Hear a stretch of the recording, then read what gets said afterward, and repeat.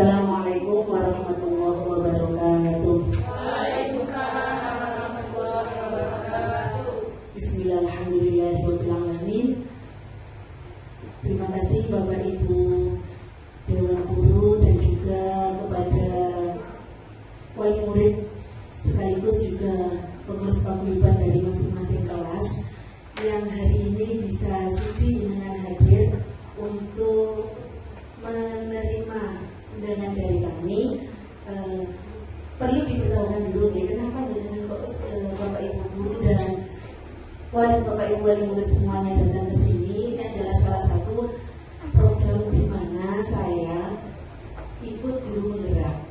Nah, salah satunya dari guru menggerak ini adalah butuh sosialisasi. Kebetulan di sini adalah tentang budaya positif. Kenapa melibatkan tidak hanya guru, tapi ini perlu satu kesamaan, itu perlu kerjasama. Nih, karena apa? Kalau untuk menciptakan budaya positif itu tidak hanya bisa dilakukan oleh satu orang guru, pasti itu butuh kerjasama. Katakanlah gini, gurunya sudah melakukan budaya positif yang ada di kelas, tapi tidak ada kerjasama dengan guru-guru yang lain, tidak bisa berjalan. Ataupun tidak ada kebijakan dari kepala sekolah tidak mendukung, ya nggak jalan. Nah, budaya positif itu nanti juga bisa ditularkan di rumah. Kebetulan anak-anak itu kan kebanyakan ada di rumah. Nah, butuh kerjasama inilah makanya dengan semuanya ini diundang ke sini. Salah satunya adalah tentang diseminasi budaya positif di sekolah. Apa itu budaya positif? Langsung saja deh. Nah, di sini kebetulan budaya positif adalah kebiasaan-kebiasaan yang mana kebiasaan-kebiasaan itu adalah yang biasa kayak dulu. Kalau itu dulu ada peraturan kan gitu. Dulu zaman dulu. Tapi sekarang bagaimana kebiasaan-kebiasaan itu menjadi budaya positif yang itu dijalankan oleh seluruh warga di lembaga itu, khususnya ini adalah di SBN Sukodarmo. Apa itu budaya positif? Budaya positif di sekolah yaitu nilai-nilai dan kebiasaan-kebiasaan di sekolah yang berpihak pada murid agar mereka dapat berkembang menjadi pribadi yang kritis, penuh hormat dan tanggung jawab. Nah, di sini biasanya budaya itu kita kembangkan anak-anak kan biasanya di situ ada hormat, hormat kepada orang tua, hormat pada guru, bagaimana dia sopan santunnya, bertutur katanya. Nah, ini diterapkan di sekolah. Kalau nggak nyambung di rumah, biasanya kan diterapkan, ayo nak kita boso. Ternyata di rumah nggak boso, pakok kan gitu. Anak-anak dilatih untuk mandiri sama gurunya, ayo mengerjakan sendiri, mengembalikan semuanya sendiri. Ternyata di rumah anak dimanjakan, bisa nggak usah nyambung kayak apapun, dibiasakan gitu. Akhirnya kerjasamanya kan nggak nyambung. Nah, perlunya disinilah adalah budaya positif itu adalah kebiasaan-kebiasaan di sekolah yang juga nanti ditularkan ya di rumah. Apa itu perubahan paradigma tentang budaya positif? Untuk membangun budaya positif sekolah perlu menyediakan lingkungan yang positif, aman, nyaman agar murid-murid mampu berpikir, bertindak dan menciptakan dengan merdeka, mandiri dan bertanggung jawab. Hasilnya disiplin dikaitkan dengan kontrol, dalam hal ini kontrol guru dalam menghadapi murid. Nah, di sini adalah budaya-budaya positif itu juga perlu kontrol. Kontrol dari siapa? Khususnya dari guru. Ya, ketika biasanya kan di dalam kelas ada keyakinan yang itu disepakati kelas, tapi tidak ada kontrol, tidak ada konsisten dalam melaksanakannya. Pasti budaya-budaya positif itu tidak jalan, kan gitu. Kalau ini mau lanjut. Nah, menurut Ki Hajar Dewantara, kodrat pendidikan, tujuan pendidikan adalah menuntut segala kodrat yang ada pada diri anak agar mereka mencapai kebahagiaan dan keselamatan setinggi-tingginya, baik sebagai manusia maupun sebagai anggota masyarakat. Oleh sebab itu, guru hanya dapat menuntun tumbuh atau hidupnya kekuatan kodrat yang ada pada diri anak agar dapat memperbaiki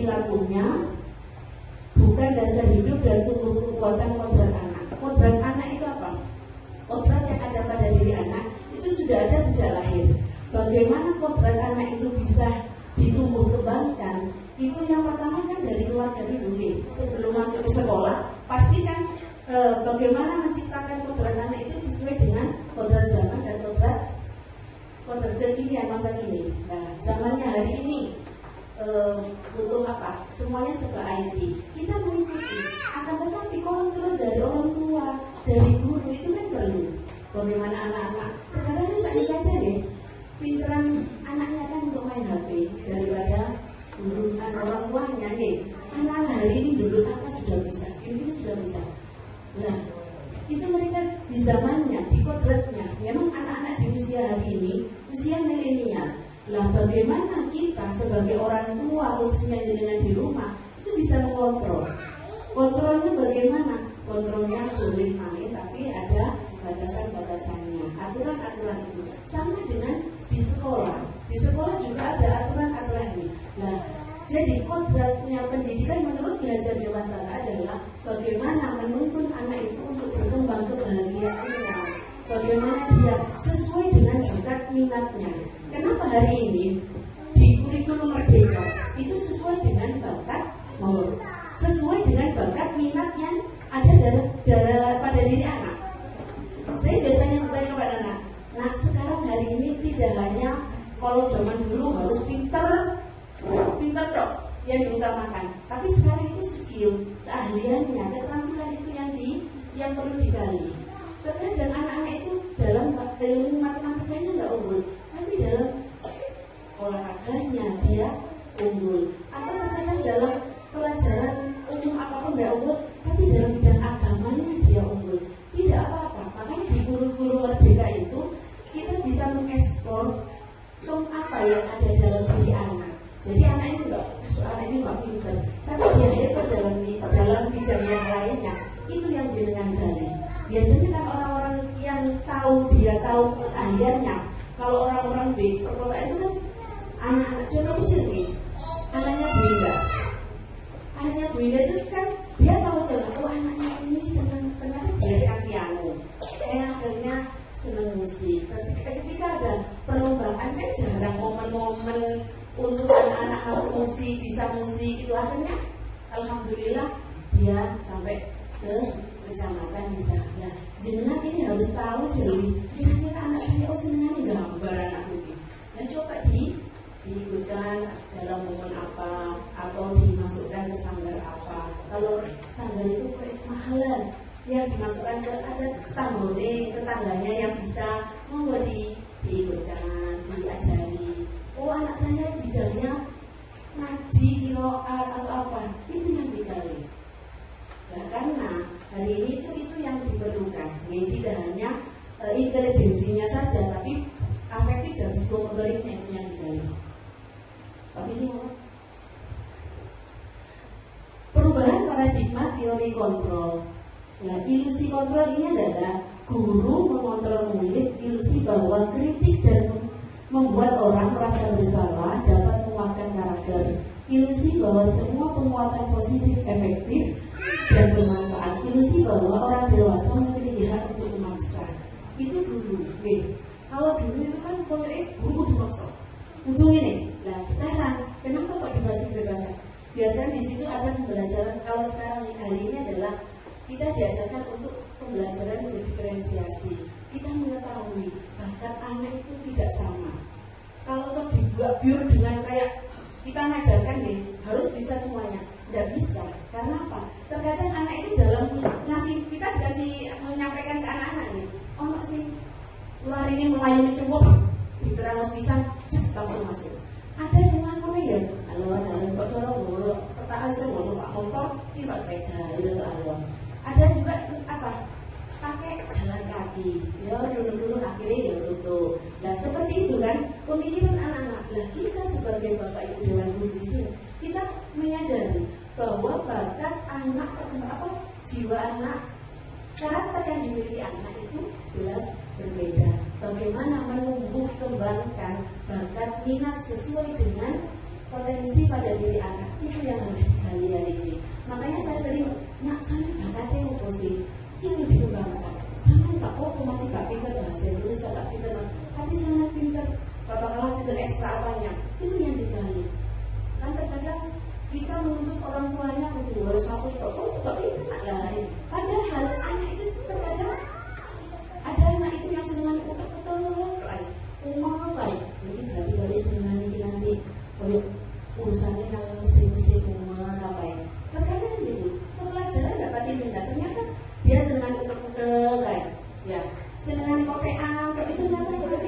bagiannya drum, ya.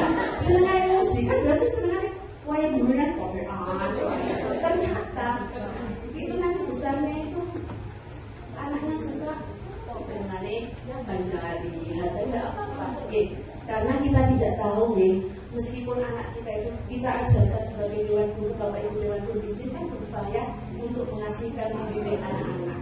Toh nanti kita berharap anak-anak kita kayak tadi yang sesuai dengan pendidikan diajar dewan guru menuju anak menuju kebahagiaan dan keselamatan. Itu intinya. Jadi kita sebagai bapak ibu dewan guru akan merasa bangga, apalagi jenengan sebagai orang tua akan merasa bangga ketika anak itu lebih sukses dari kita. Saya bilang sama anak-anak, nah kalau sekarang Bu Tini sudah S2, saya kepengen jenengan adalah sampai S3, kan gitu. Kalau jenengan biasa orang tua kayak saya biasa kayak gitu, dia bapak ibu Tini itu adalah guru S, kan lulusan SD, tapi bisa menyekolahkan anak sampai S2, itu kan sampai luar biasa kan gitu ya. Nah, bagaimana jenengan bisa mencetak anak-anak itu sampai minimal gak lulus hati sampai Indonesia. Nah ini biasanya kan bubul yang kampung dan boleh foto tapi itu kok di tadi lah ini segala ini. Oke langsung Pak Pini. Apakah makna disiplin? Berasal dari kata disiplin yang artinya belajar disiplinan. Makna asal dari kata ini berkorelasi dengan disiplin diri dari murid-murid. Itu adalah apa yang disampaikan dari Sokrates dan Plato. Ini adalah disiplin diri membuat orang menggali potensinya menuju sebuah tujuan apa yang dia hargai. Namun dalam budaya kita, makna kata disiplin telah berubah menjadi sesuatu yang dilakukan seseorang pada orang lain untuk mendapatkan kepatuhan. Kecenderungan umum adalah menghubungkan kata disiplin dengan ketidaknyamanan, bukan dengan apa yang kita hargai atau mencapai suatu tujuan mulia. Intinya gini, terkadang kita untuk melaksanakan disiplin itu kan nggak nyaman nih. Contoh kecil aja, kita belajar untuk disiplin pakai baju hari ini tanggal 25 gitu kecil ya. Dulu harus pakai tanggal 25 pakai korpi yang saya yang PDAT ini yang dipakai oleh Bapak Ibu Dewan Guru setiap tanggal.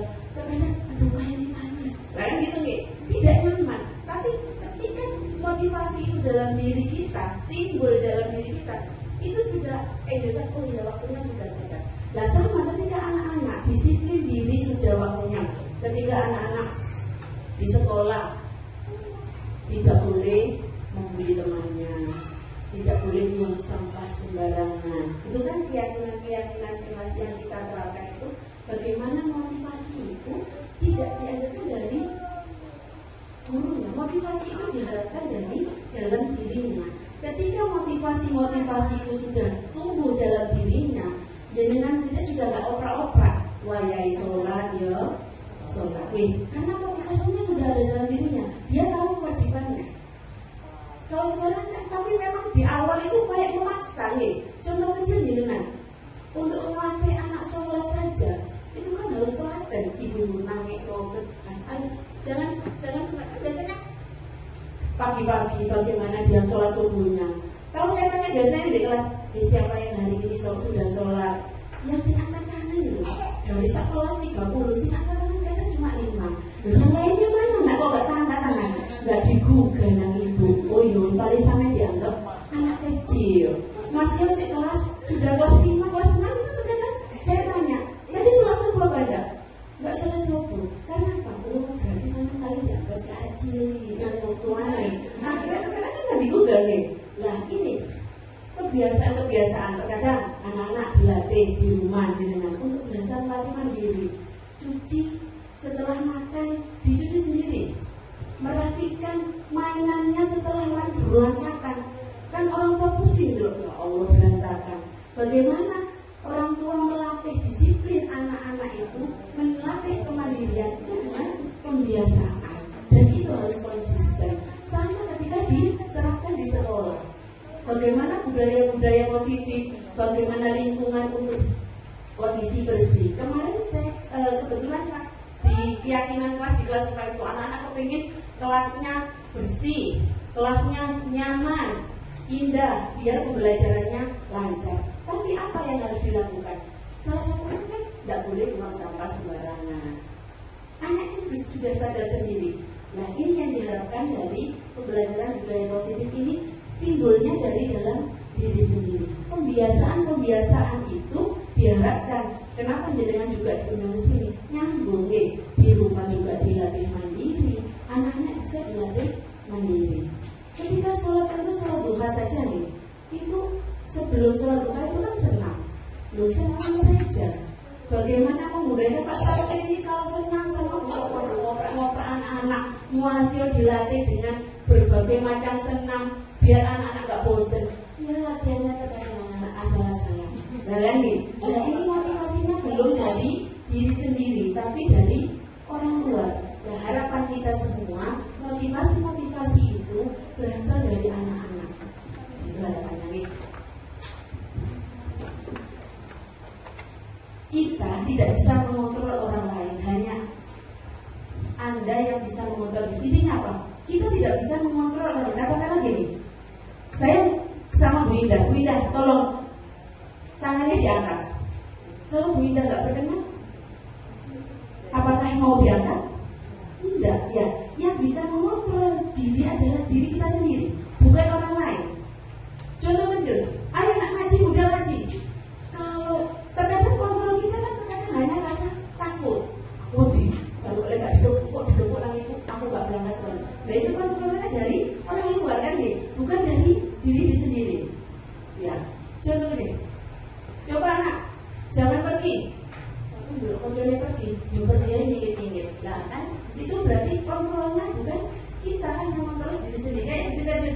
Kayak tadi gini tuh, angkat tanganmu, buka tanganmu. Kalau kita nggak mau buka ya sudah, kita kan yang bisa kontrol diri sendiri. Nah ini adalah teori kontrol. Disiplin adalah kemampuan memerintah diri sendiri dalam mengontrol dan menguasai diri untuk memilih tindakan yang mengacu pada nilai-nilai yang kita hargai dengan penuh tanggung jawab tanpa terperintah dari orang lain. Nah, disiplin ini harapannya tanpa ada perintah dari orang lain itu sudah kita laksanakan. Bagaimana kita disiplin? Katakanlah hari Senin saja. Hari Senin setiap kali upacara kan sudah lengkap ya, mulai dari topi sampai sepatu itu sudah lengkap.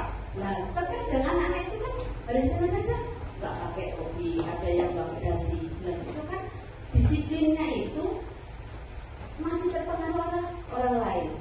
Nah, bagaimana disiplin budaya-budaya disiplin ini dari dalam diri sendiri.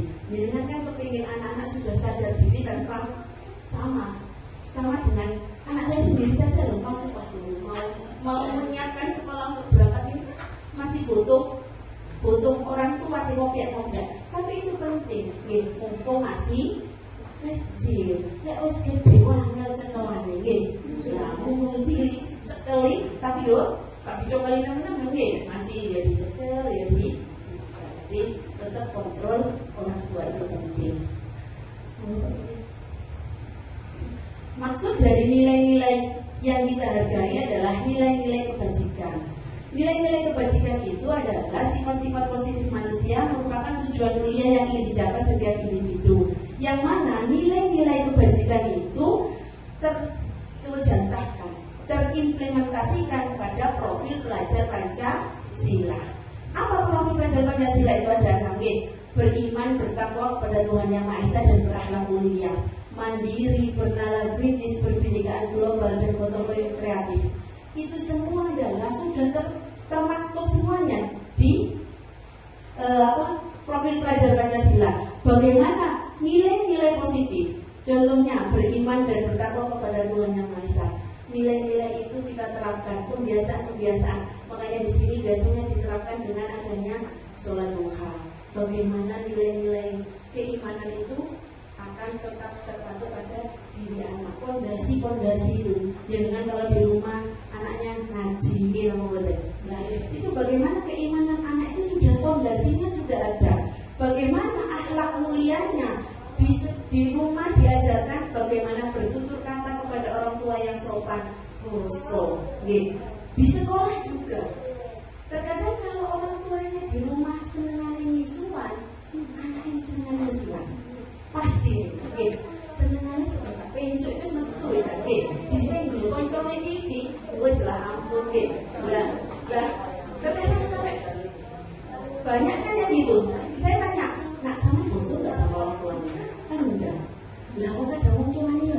boso nang anak-anak. Nang bapak yo gak boso. Akhirnya kok akhirnya anaknya biasanya kan gitu. Saya nyontohnya pada anak. Ini kan salah satu berangkat mulia nih. Berkata yang sopan santun. Biasanya tanya, nah kalau sampai dipanggil orang tuanya, katakanlah Nasrul, oh bapak dengan Nasrul, dalem pak. Kira-kira enakan suara itu anak mana? Dalem bu kan, enak dalem pak, dalem bu. Lah, tapi kalau sampai kebiasaan sampai di rumah seperti itu, di sekolah kepingin gurunya boso, gimana ya weh? Tuh, kenapa di rumah gak boso, di sekolah di kokon boso? Wangil. Kenapa?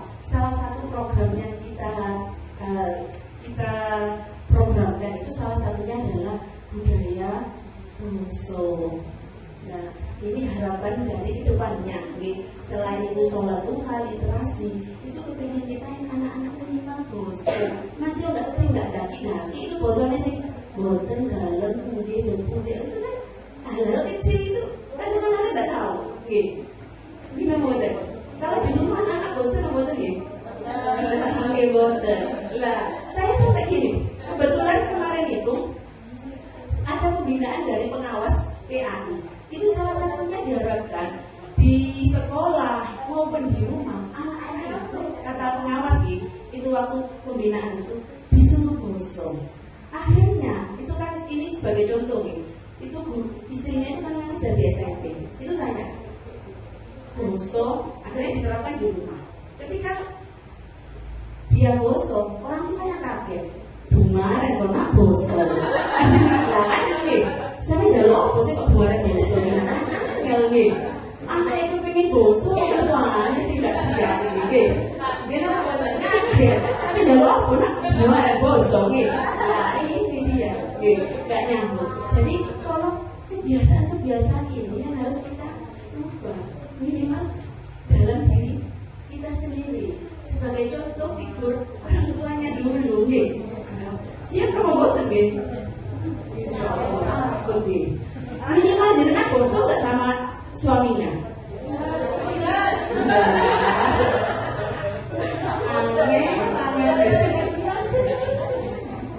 Kalau boso paling sama itu nih.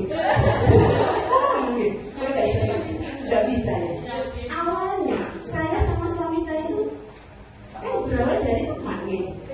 Berawal dari teman akhirnya jadi suami. Saya menerapkan untuk boso. Awalnya ketika baru rumah tangga saya kok gak enak ya. Tapi ternyata dari berawal gak enak saya sih ya enak. Karena apa? Kebiasaan. Akhirnya ya biasa. Dan ke suami itu saya sudah biasa karena sudah kedengaran sudah biasa boso. Nah itu yang perlu diterapkan. Nah, bagaimana anak-anak itu bisa menerapkan budaya sopan santun dalam bertutur kata kalau tidak dimulai dari jenengan sendiri. Nah itu nih. Di sini untuk dari profil pelajar Pancasila selain beriman berakhlak yang mandiri. Bagaimana dilatih mandiri spesial itu tinggi baik di rumah di sekolah anak-anak dilatih mandiri. Anak-anak bernalar kritis, makanya ada program kasih bersaudara. Nah di sini apa itu kasih bersaudara? Kamis literasi beribadah sholat duha raih berkah. Nah di sini setiap hari Kamis itu sudah ada SK dari kepala sekolah dan bapak ibu dewan guru adalah timnya. Tim karakter hebatnya itu salah satu mencetuskan adalah kasih bersaudara ini. Salah satunya adalah literasi. Bagaimana anak-anak suruh membaca itu kan wah boleh. Kalau lihat HP 1 jam jangan jauh-jauh nih. Anak saya sendiri kalau mau ujian lihat buku 5 menit itu kayak 10 jam mau tuh buku nih. Tapi kalau lihat HP 1 jam itu nggak terasa kayak 5 menit. Karena itu sama sebenarnya juga literasi nih. Literasi itu tidak hanya baca buku nih. Nah, tapi literasi bagaimana ketika di HP itu memanfaatkan yang di HP itu yang baik. Karena kan TikTok nggak apa-apa TikTok, tapi diisi dengan yang baik-baik, yang ngisi edukasi. Nah ini berkebinekaan global. Nah di sini bagaimana kita sebagai bangsa Indonesia menempatkan diri sebagai bangsa Indonesia, akan tetapi bisa merambah ke dunia luar. Kita aplikasikan dari budaya-budaya dari luar, kita masukkan di budaya Indonesia, tapi kita harus juga apa? Memfilter, nyaring mana yang baik kita contoh, yang tidak baik yang enggak, kan minimal dalam berbudaya. Bagaimana orang Indonesia, budayanya Indonesia bagaimana? Kok nih wong Korea, wong ini pinter nggak pantas, kan gitu lah. Budaya kita itu bagaimana? Menerapkan sesuai dengan kebinekaan global yang ada di ini. Tapi budaya-budaya dari barat tetap kita ambil yang baik-baik, gitu. Gotong royong ini yang mulai pupus nih, gotong royong. Kenapa hari ini kayak di perkotaan itu individualisme, gotong royong itu kurang. Tetapi kalau di pedesaan, kayak dengan kali keluar di desa, ono selamatan tiga aja sudah gampang. Apa yuk? Sungai lu ada ini, hati mau kok dulu ngewangi. Ini apa buat budaya itu masih ada di kalau di desa. Tapi beda kalau di perkotaan, di perumahan. Orang tuh masih gampang. Tempat senodok, lorone moro diundang penggone, kan gitu. Enggak. Hari ini saja ibu-ibu yang sosialita enggak mau ribet, semuanya serba pesan. Mau selamatan, penggone enggak tukang kue, sembarang enggak ribet, semuanya ada pesan. Masa sekarang itu apa? GoFood, Gojek, ini apa betul ibu-ibu sosialita ini? Ya, masa. Padahal kalau kita masak itu kan, kalau masak sendiri itu kan biayanya lebih murah daripada beli. Kalau sekarang itu GoFood habis 50.000 dengan sampai belanja tunggu sayur biar 50 digawe sedino. Kalau 50 satu kan gitu Nah itu hari ini tuh gotong royong. Bagaimana budaya ketika ada teman apa ini itu, alhamdulillah itu yang masih ada di pedesaan. Tapi di daerah perkotaan itu sudah pupus. Nah bagaimana budaya gotong royong ini biar tidak pupus sebagai citra dirinya bangsa Indonesia adalah budaya gotong royong. Kreatif. Nah ini yang diperlukan hari ini. Murid-murid hari ini adalah butuh kreatif. Tidak hanya tahu. Ini contohnya ya anak-anak ini kreatif. Adanya budaya sama lihat di kelas ini. Karena kreatifnya guru nih, murid, wong tua nih, semuanya ikut ambil bagian. Di kelasnya itu semuanya kan di kelas 4, di kelas gurunya kreatif. Biasanya guruan itu, tapi nggak apa-apa Pak Vicky ya. Biasanya pasti. Jadi kan lihat di kelas 4, di kelas 5 ini kelihatannya kreatif. Ini yang dibutuhkan kreatif. Supaya apa? Pembelajarannya itu mendukung. Anak-anak kan nyaman Ada perlu apa? Pembelajarannya ada pojok baca. Di sini anak-anak kreatif. Ini diperlukan. Kreatif itu yang diperlukan.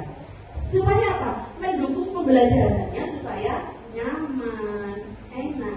Akhirnya pembelajaran itu sampai kepada anak-anak. Seperti ini. Teori motivasi. Teori motivasi perilaku manusia. Motivasi itu ada berasal dari dalam diri maupun motivasi dari orang luar. Untuk menghindari ketidaknyamanan atau hukuman apa yang akan terjadi apabila tidak melakukannya. Ini biasanya motivasinya dari karena dihukum. Nah ini. Jadi ketika saya tidak mengerjakan aku dihukum. Jadi motivasinya dari luar karena takut dihukum. Saya tidak mengaji. Biasanya dihukum sama luar nih. Enggak kayak sama loh ya. Karena kan motivasinya takut. Nah ini motivasinya dari karena tidak nyaman, takut ada hukuman. Juga untuk mendapatkan imbalan. Motivasinya dapat imbalan. Saya mau mengerjakan ini supaya saya dapat contoh kecil. Nah, lek sampean poso tak kayak hadiah.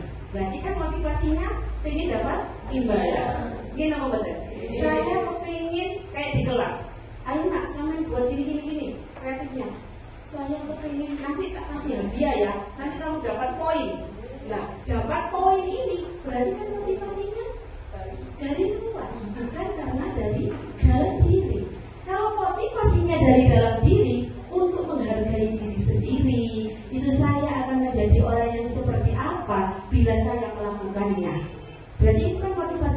dalam diri, tidak karena takut ada hukuman, tidak hanya terpengaruh karena ada pengen hadiah. Itu adalah motivasi-motivasi yang ada pada diri manusia. Harapan kita, motivasinya itu ada dalam diri, timbul dari dalam diri, adalah motivasi internal, timbul dari dalam diri. Tidak ada paksaan, tidak ada dorongan dari ketakutan. Contoh kecil, anak-anak sholat sudah ada dalam dirinya, sudah tahu kewajibannya. Oh iya, saya umur segini ada kewajiban. Tidak perlu saya takutnya bukan karena takut sama orang tua nih, tapi takut sama Allah. Ini adalah motivasinya dari diri sendiri, dari internal. Next slide ini. Nah, kebutuhan dasar manusia, ada 5 kebutuhan dasar manusia. Dari 5 ini jenengan yang masuk apa? Survival. Survival itu adalah kebutuhan bertahan hidup. Contohnya bertahan hidup dari makanan, dari pakaian, itu bertahan hidup kita. Bagaimana kita kerja, itu adalah kebutuhan bertahan hidup. Ada kebutuhan, di situ ada kesenangan, ada kebutuhan kekuasaan, ada kebebasan, ada kebutuhan ingin diakui, dihargai.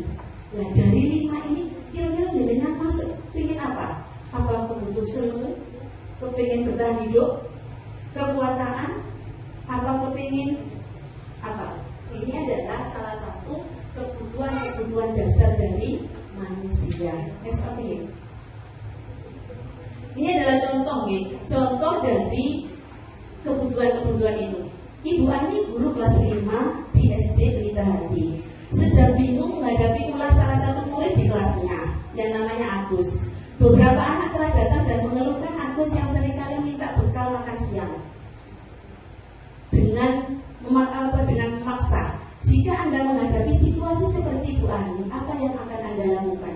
Menurut Anda kira-kira apa alasan Agus melakukan itu?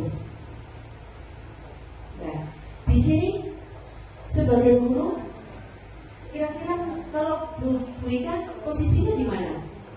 Saya harus mengamati dulu, mengajak Agus berbicara sendiri, nggak boleh ada teman. Kita tanya, kenapa Agus begini? Apa Agus di rumah nggak sempat atau bagaimana? Dengan pertanyaan-pertanyaan itu saya bisa menarik kesimpulan.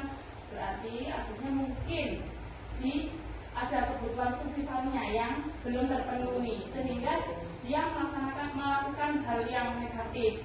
Jadi saya bisa, kalau sudah mengamati, saya bisa memberi tindakan ke Agusnya dan ke orang tuanya bisa dikasih di bawah. Iya, tepat. Bu Ika tadi menjawab, mengamati dulu, tanya kepada Agus. Kalau ternyata Agus itu, kata Bu Ika, karena saya lapar, nggak dikasih makan, berarti itu kan survivalnya, daya tahan hidupnya. Jadi orang tuanya nggak, sekolah udah nggak sarapan. Akhirnya di sekolah malah kontrolnya bocorannya banyak. Ini adalah kebutuhan yang bertahan hidup karena saya lapar. Nah ini lihat, kalau cuma kepinginnya hanya gaya-gayaan dok, ini berarti penguasaan kebutuhannya. Kan ada anak-anak itu yang butuh cuma iseng nang nih karena awake iku sok jadi ketua di situ gitu. Lho aku nganu kanca lenjai gitu. Seneng aku lek kanca mulu lah itu apa ya? Ya itu kan beda apa? Beda yang dihadapi masing-masing anak. Lanjutnya nanti nilai ini. Dalam konteks penerapan disiplin positif, Ibu Ani sebaiknya mencari tahu, sama dengan yang disampaikan Bu Ika tadi, alasan Agus melakukan tindakan tersebut agar mengetahui kebutuhan mana yang sedang berusaha dipenuhi oleh Agus. Salah satunya ketika apabila jawaban Agus karena dia lapar. Ya, orang tuanya tidak membawakan bekal makan siang. Nah, berarti kebutuhannya adalah kebutuhan bertahan hidup karena dia lapar. Tapi ketika jawaban Agus, apabila jawaban Agus karena dia senang, temannya jadi perhatian dia. Nah, berarti kebutuhan dia cinta dan kasih sayang adalah kebutuhan dia diterima di komunitasnya. Apa? Caper dulu ya, zaman kayak gini. Caper. Karena itu ada yang murid itu cari perhatian guru nih. Nah itu berarti kebutuhan dia kepingin diperhatikan guru nih, gue ulah wis, aku cek juga kenal guruku. Nah itu berarti kebutuhan adalah kebutuhan ingin diperhatikan, kepingin diterima. Apabila jawaban Agus dia merasa hebat karena temannya dia takut, ya kebutuhan ini adalah dia merasa berkuasa, penguasaan, kayak kuat gengnya di kelas itu. Ada nama biasa kan gini, setiap kelas itu biasanya ada yang semacam itu, suka ngatur-ngatur itu, nah ada seperti itu. Berarti memang kebutuhan dia, ini dari ini penjara apa kita amini saja, ya tetap diarahkan karena itu ya makanya kontrol dari seorang guru orang tua itu kan makanya penting. Nah di sini apabila jawaban aku sekarang dia merasa bosan dengan bekal yang dibawa ibunya karena selalu bawa bekal yang sama. Lah kebutuhannya adalah kebutuhan akan pilihan. Seumpamanya wong tuane nggawakno ya sono iku ae golek tempe dong. Koncone nggawa di daging, ayam nggih. Akhirnya kepengin nggih. Nah ini yang kebutuhannya akan pilihan. Aku kok dipilih dok, milih koncone. Nah, ini salah satunya. Apabila jawaban aku adalah karena ini saja dia menikmati ekspresi wajah temannya yang kesal karena diambil makanannya. Ini adalah kebutuhan kesenangan. Jahili koncone lho, proses seneng banget iki kok benda ini adalah kesenangan yang jahili konco. Ada enggak sih? Ada nggih. Tanya guru kelasnya ternyata ada nggih. Nah, ini adalah kebutuhan dari anak-anak. Tidak hanya anak-anak tapi manusia. Nah, jenengan di posisi mana? Lalu kebutuhan akan mana jenengan? 5 posisi kontrol guru. Yang pertama posisi kontrol guru adalah penghukum, pembuat merasa bersalah, teman, pemantau, manajer. Kira-kira selama ini Bu Lili di posisi mana nih sebagai kontrol posisi guru? Teman. Kalau Bu Ida apa? Teman, pemantau, dan manajer. Teman, pemantau, dan manajer. Oke. Teman ada baiknya, tapi terkadang teman itu akan untuk mama, akan menjaga bengkengan. Ya, kan biasanya ini ada kata-kata. Dan di sini kan dijelaskan biasanya ini. Nak, nggak apa-apa wis dulu, nggak apa-apa wis. Kamu nggak berjaga, wis nanti aja wis ya. Jadi kan akhirnya anak ini tuh karena dengan kata-kata itu jaga wis nggak apa wis aman-aman jadi beda aman-aman. Ya, gitu nih. Ini posisi teman. Yo ada waktu tapi kurang untuk anak-anak. Memang yang paling bagus itu adalah posisinya manajer. Nih, manajer itu penting karena apa? Anak itu tidak dikasihkan kalau menghukum kan langsung kalau anak salah langsung dihukum. Ini contohnya biasanya anak dihukum langsung suruh baris kamu keliling lapangan itu langsung dihukum.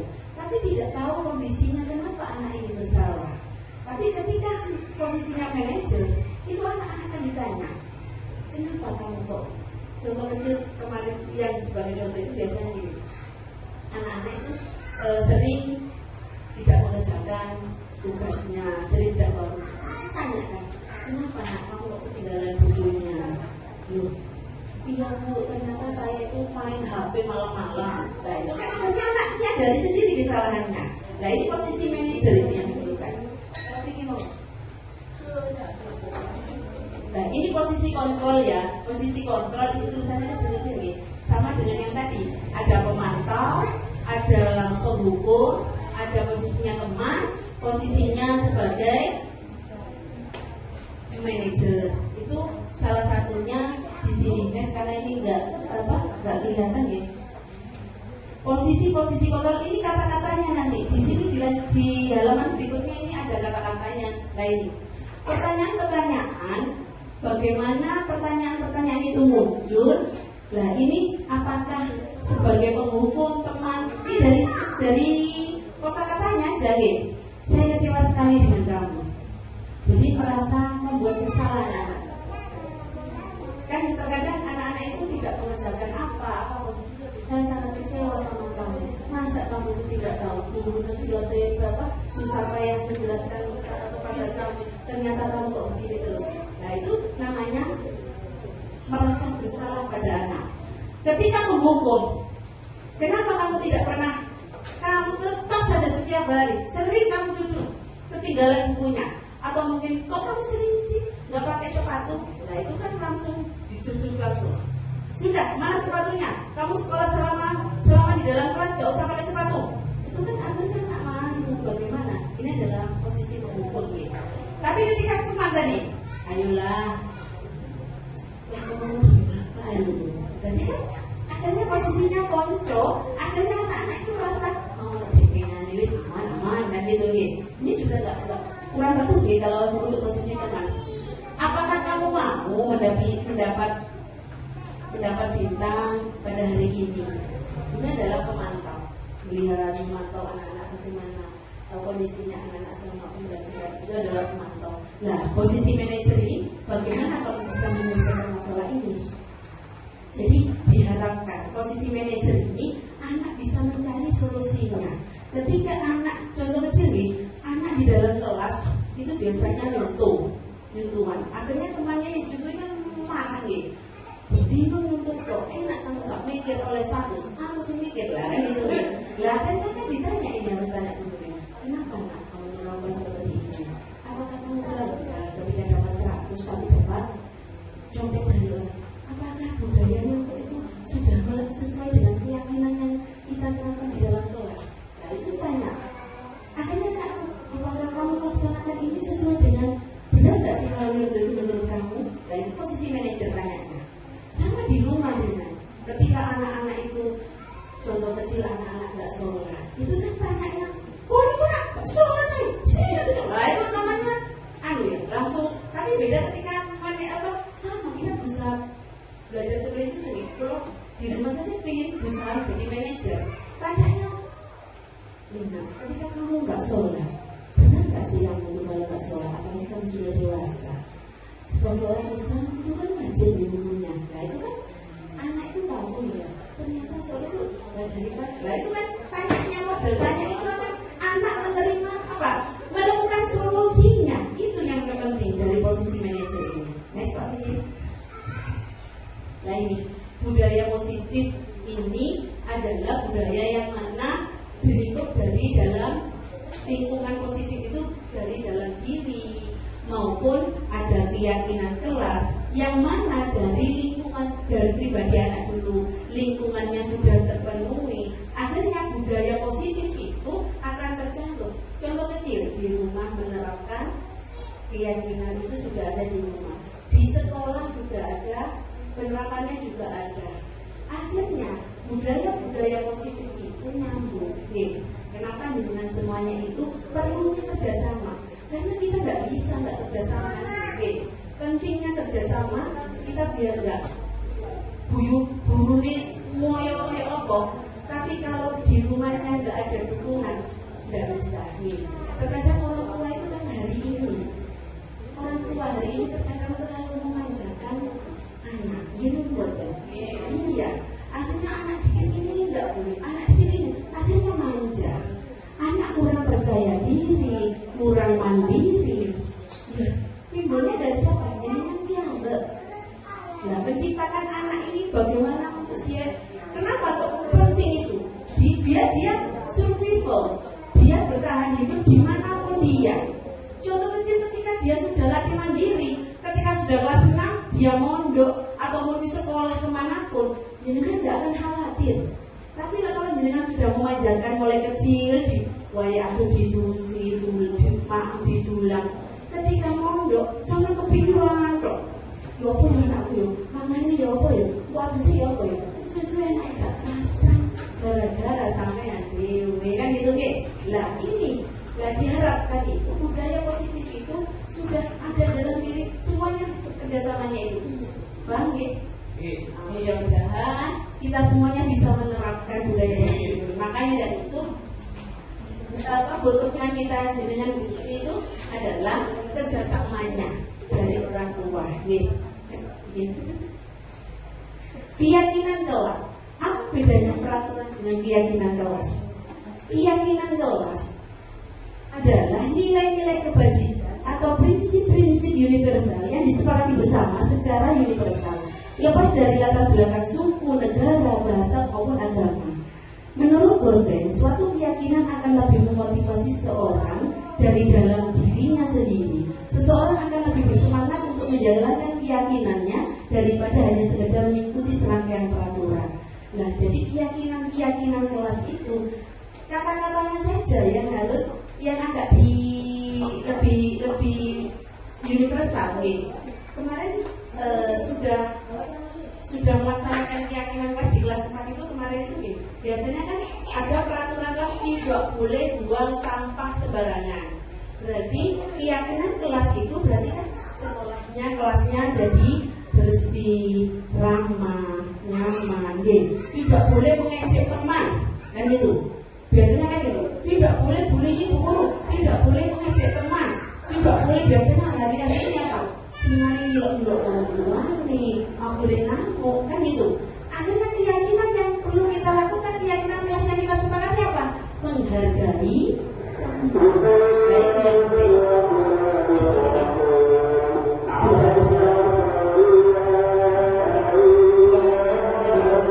membentuk keyakinan kelas ini, membentuk Bapak Ibu Dewan Guru juga diharapkan keyakinan kelas itu ada di masing-masing kelas. Ya, keyakinan kelas bersifat abstrak daripada peraturan yang lebih rinci dan konkret. Nah, contoh kecilnya nih, anak-anak bagaimana dia tidak boleh bully, tidak boleh berkata-kata. Berarti kan keyakinan kelasnya menghargai. Keyakinan kelas berupa pernyataan yang universal. Pernyataan keyakinan kelas senantiasa dibuat dalam bentuk positif. Keyakinan hendaknya tidak terlalu banyak sehingga mudah diingat dan dipahami. Karena keyakinan kelas itu katakanlah budaya tak oleh isuan, berarti budaya kelasnya adalah bertutur kata yang sopan. 5 saja ditempel di kelas sebagai keyakinan kelas itu yang akan dikatakan kita sepakati, karena keyakinan kelas itu adalah kesepakatan bersama antara murid dan satu unit kelasnya murid. Semua kelas sebaiknya ikut kontribusi dalam membuat kegiatan kelas lewat pendapatnya.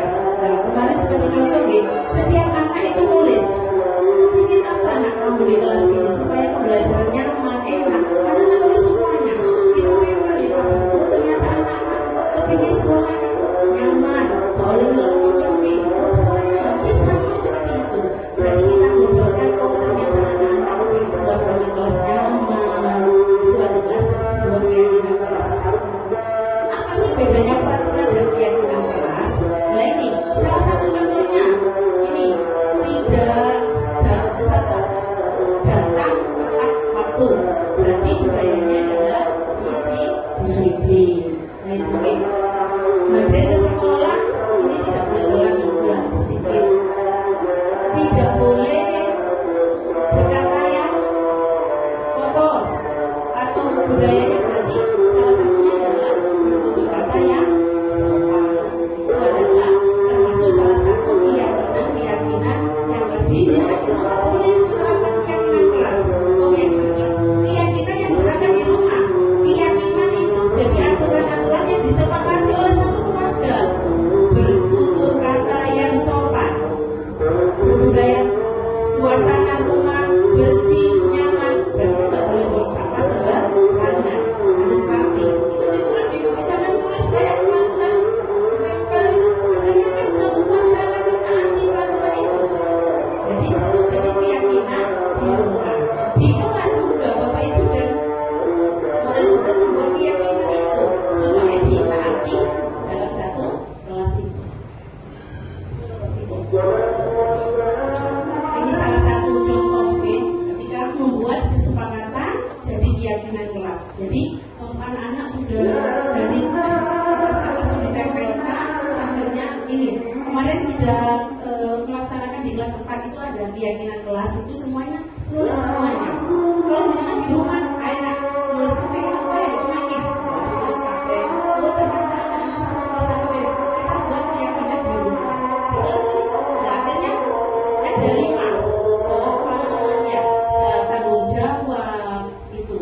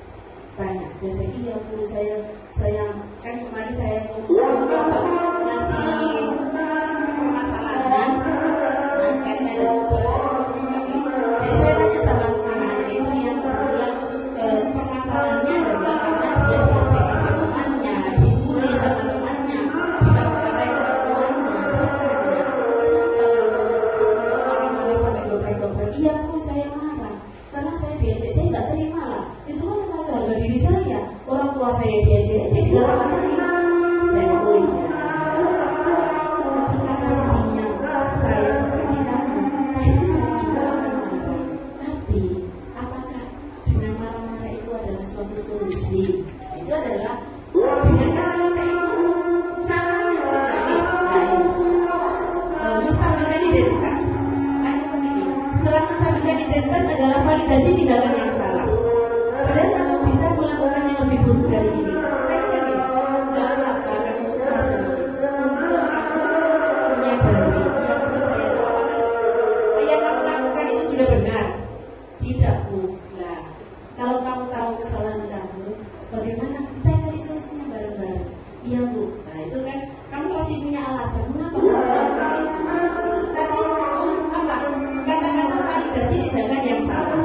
Kamu patut bangga pada dirimu sendiri karena kamu telah melindungi sesuatu yang penting buat kamu. Itu kan kalau kita ada dirinya, tapi bagaimana ada kontrolnya, ada kesabarannya yang berarti kan berarti keyakinan kelas itu yang kamu langgar. Iya, kalau saya tidak bisa mengontrol diri saya sendiri, saya marah atau bagaimana. Nanti saya validasi tindakan yang salah. Tahap yang terakhir adalah menanyakan keyakinan. Keyakinan kesepakatan yang sudah kita atur di dalam kelas itu apakah sesuai dengan ketika budaya marah-marah, dobrak-dobrak, berdebat di dalam kelas itu apakah sesuai dengan keyakinan yang sudah disepakati, menghargai teman, sopan santun, apakah itu? Tanya kepada anak-anak biasanya, apa yang kamu percaya pada keyakinan kelas itu? Apakah sesuai dengan yang kamu lakukan selama itu? Kamu dengan kata-kata lain besok-besok, apakah sesuai dengan dia? Iya, Bu, ternyata saya nggak sesuai dengan dia. Keyakinan kelas mana yang kamu langgar? Bertutur kata yang sopan, tidak menghargai teman. Loh, berarti kamu tahu kan kesalahan kamu. Bagaimana solusinya kepada kamu? Apa hal ini terjadi lagi kepada kamu? Saya akan lebih bersabar, Bu. Saya akan melakukan kejadian ini kepada Bapak Ibu Dewan Guru. Nah, itu solusinya ya diharapkan dari menanyakan keyakinan. Karena keyakinan itu kan sudah ada di dalam, sudah kesepakatannya yang kita buat di dalam kelas itu. Kalau itu sudah dilanggar, berarti kan anak tahu konsekuensinya. Tahu ya kamu kesalahan kamu ya. Berarti kamu tahu caranya memberikan solusinya ya. Ya, Bu, terima kasih ya. Saya menemukan sendiri jawabannya anak.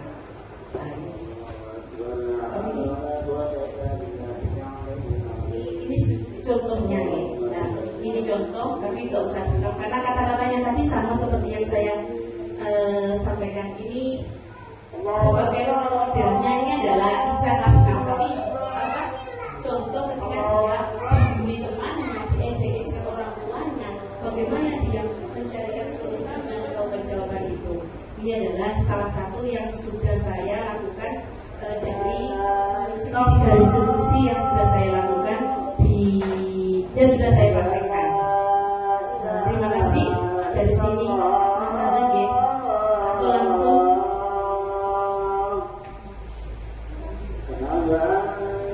ada pertanyaan sambil nunggu ada pertanyaan.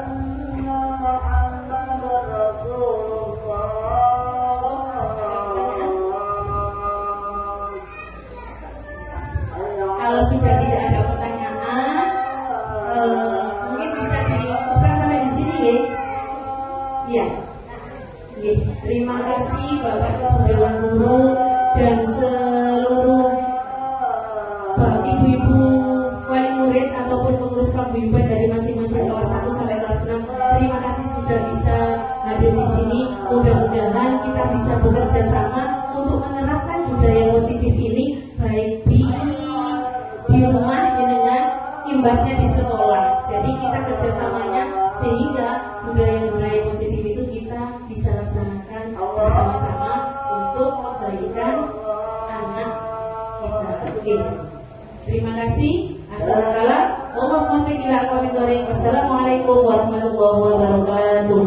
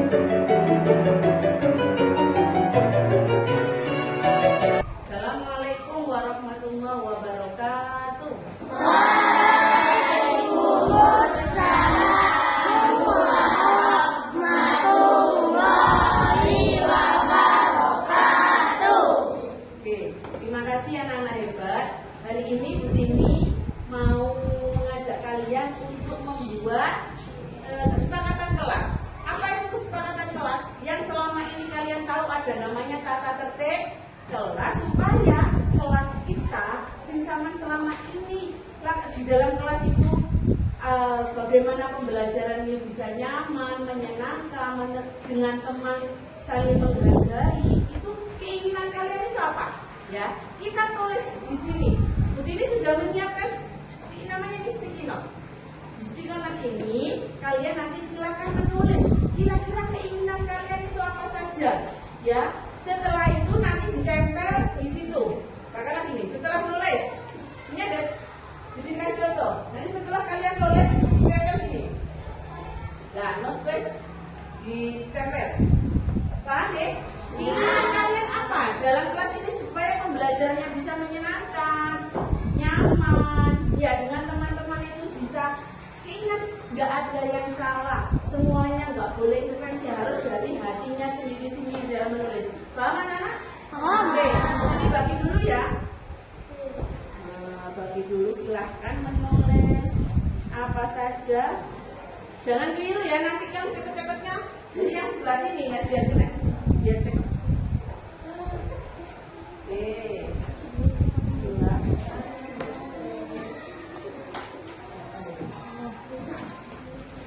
Silakan boleh langsung deh, cepat ya waktunya deh.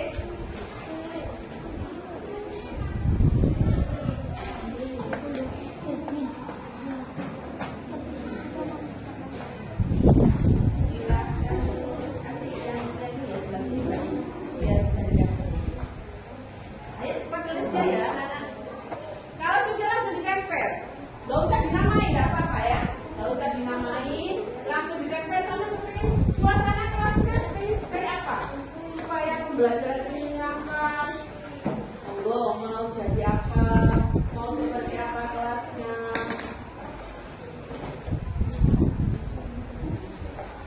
Dalam pembelajaran nggak boleh rame. Bagaimana terserah kalian mau pimpinannya mau apa ya? Silakan boleh ya. Cepat menulisnya yuk. Pensilnya keluarkan.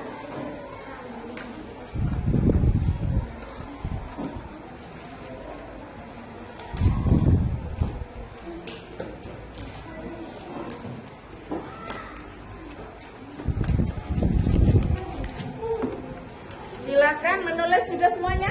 Ya. Maksudnya sudah menerima screenshot ini ya? Oke, tulisannya jangan kecil-kecil saya. Tulisannya langsung gede-gede biar kelihatan, biar dibaca di sini. Kalau sudah langsung ditempel. Ya. Ayo, bebas mengeluarkan isi hati untuk ingin apa. Gak boleh visual, gak boleh apa. Kelas ini dengan teman saling menghargai, gak boleh menghina teman. Pengen kalian apa sih dalam suasana kelas ini? Nah, supaya pembelajaran kalian menyenangkan.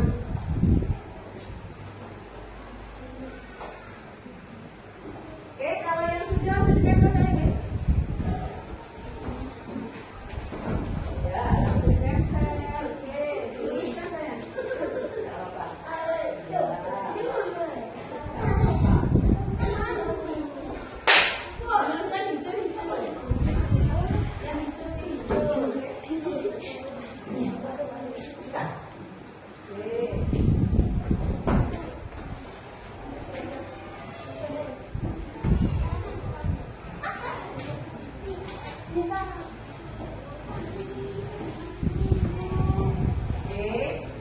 Mana yang lainnya? Yuk.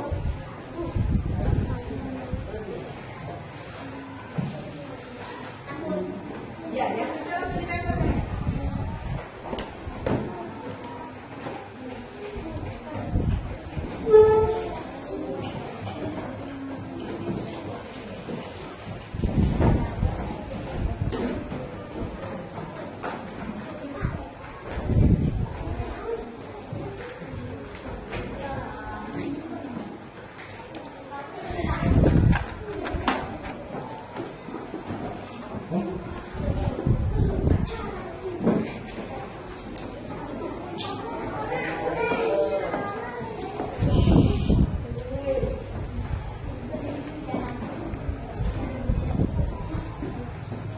Apa sih gunanya kesepakatan kelas ini? kesepakatan kelas dibuat kan untuk kesepakatan tidak hanya gurunya tapi kalian ya.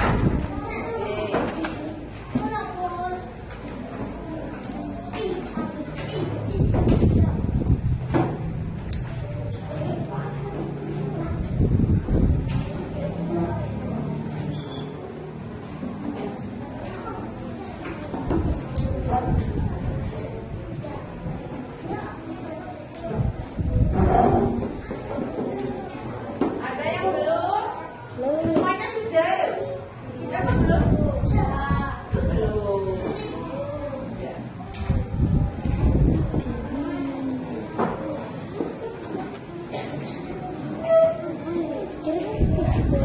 Jadi kan isi langsung jangan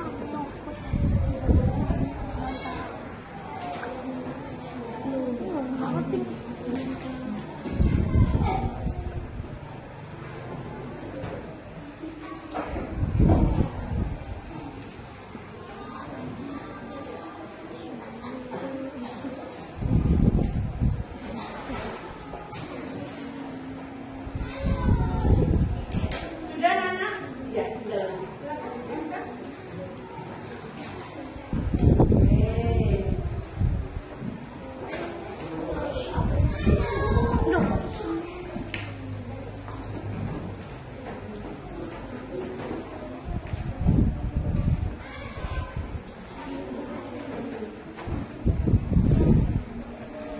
Oke, tulisan kalian ini bacakan dulu ya. Dari ini semuanya dari unek-unek kalian, keinginan kalian. Yang mana dari yang sampai tulis semuanya ini kita buat nanti jadi keyakinan kelas. Yang mana keyakinan kelas itu kita harus sepakati bersama. Kita jadikan keyakinan kelas itu antara guru dan murid sama-sama melaksanakannya. Supaya apa sih? Karena ini sudah kesepakatan kalian, berarti kalian juga harus menjalankannya, melaksanakannya. Sepakat? Oke, kita bacakan dulu. Aku ingin apa ini?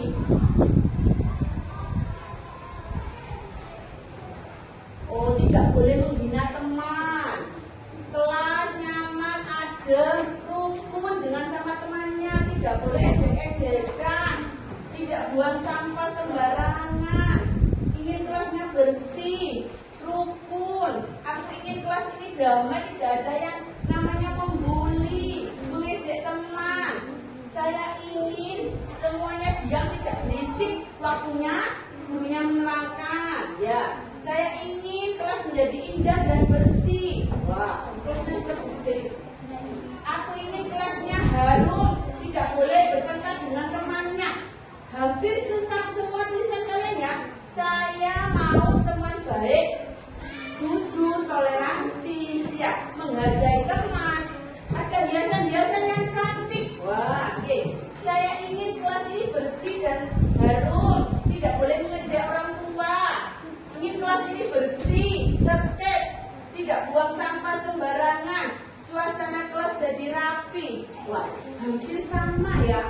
Terus di sini saya pilih foto bersama teman-teman. Wah, boleh kita jadikan fotonya itu nanti ditaruh di kelas inilah, kelas 4 ya. Kita sepakati bersama. Jadi fotonya kalian nanti inilah fotonya bersama-sama. Nah, itu ya. Kesepakatan kelas ini tidak boleh dijadikan. Oke, anak. Dari tulisan kalian ini tadi hampir semuanya itu sudah kalau begini garis bawah ini, jadi kalian ini dari sini, ini tulisannya hampir sama. Yang pertama apa? Kepingin suasana kelas itu nyaman. Nih. Suasana kelasnya nyaman, rapi, bersih. Ini apa betul? Berarti intinya apa? Tidak boleh buang sampah sembarangan. Kan gitu nih. Nah, berarti keyakinan kelas yang kita sepakati karena kepingin suasana kelasnya nyaman, indah, rapi, berarti kita tidak boleh buang sampah sembarangan. Ya, berarti menciptakan kelas yang rapi, nyaman, dan itu nih. Jadi di situ keyakinan kelasnya adalah apa? Suasana kelas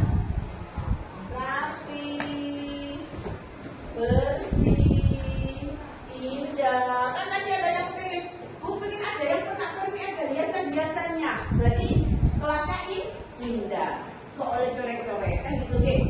Yang kedua tadi, hampir kalian adalah tidak boleh menghina teman, membuli, mengejek. Berarti keyakinan yang telah kita sepakati adalah apa? Menghargai siapa? Menghargai teman. Ya, karena kita menghargai teman, artinya apa? Tidak ngejek, tidak ngilok-ngilok, apalagi sampai hari ini kan sering apa deh? Menghina orang tuanya, nyebut-nyebut keponakannya nggak terima. Ya, bulat apa dan? Kalau karena nggak terima.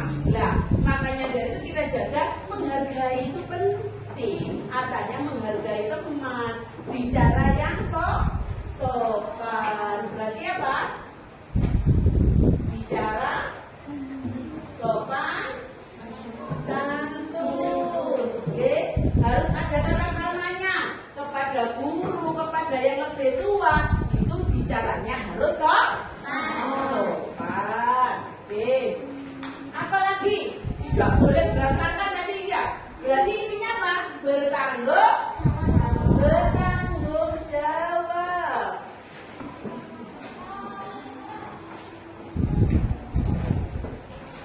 Oke, bertanggung jawab. Dari sini kira-kira kesepakatan kelas ini yang Bu Titi itu masih apa? Kurang apa enggak? Bertanggung jawab. Perlu ditambahin disiplin enggak ini? Disiplin? Ya, disiplin. Oke, disiplin. Disiplin tanggung jawab ini hubungannya dengan apa? Ketika waktunya piket harus apa? Harus piket. Ya, ini namanya bertanggung jawab. Disiplin apa? Bajunya harus sesuai dengan tata tertib yang ada di sekolah. Oke, ini adalah disiplin, tanggung jawab. Dan juga Pak, mandiri. Gak oleh waktunya apa? Ulangan nyontek kamu sendiri. Berarti itu kan dia tidak percaya diri. Nah, itulah gurunya harus mandiri, harus punya jiwa percaya diri. Ya, disiplin, mandiri. Oke, anak-anak. Dari sini Bu Titi bacanya dulu ya. Kesepakatan yang kita sepakati bersama-sama untuk menjadi keyakinan kelas. Yang pertama, kalian kepingin suasana kelas jadi rapi, bersih, dan indah. Berarti harus menjaga kebersihan. Menghargai teman, tak boleh mengejek teman. Tidak boleh membuli teman. Bullying tak boleh. Namanya menghargai teman. Bicara yang sopan. Nah, ini biasanya di musuhan. Nah, ini harus menerapkan bicaranya yang sopan, santun. Bertanggung jawab terhadap tugasnya. Kalau ada tugasnya disuruh sama Bapak Ibu guru mengerjakan tugas, ya harus dikerjakan. Bertanggung jawab, disiplin dan mandiri. Oke, anak-anak, terima kasih ya. Kalian sudah melakukan kesepakatan kelas untuk dijadikan keyakinan kelas di kelas 4 ini. Terima kasih anak-anak untuk kerjasamanya. Bu Titi akhiri.